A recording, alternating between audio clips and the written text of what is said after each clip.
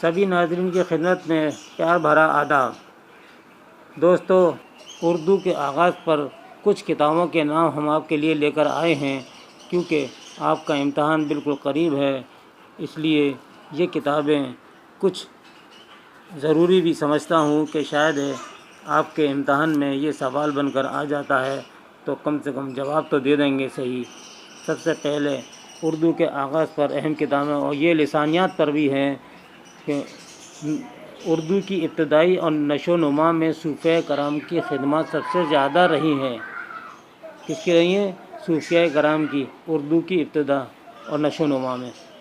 اس کا آپ خیال رکھیے، اگر سوال آتا ہے کہ اردو کی ابتدائی اور نشو و نما میں کس کا اہم رول رہا ہے تو جواب آپ دیں گے صوفیہ کرام کا۔ تو آئیے، مقدمہ تاریخ زبان اردو، یہ پروفیسر مسعود حسین خان نے لکھی ہے۔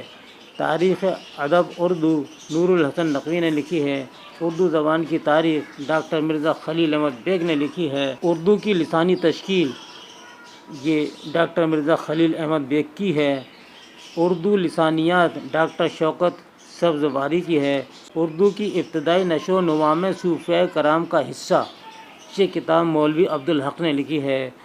اردو ادب کی تنقیدی تاریخ، اس کتاب کو احتشام حسین نے تحریر کیا ہے۔ 8واں سوال ہے، تاریخ ادب اردو جلد اول جمیل جالبی نے لکھی ہے۔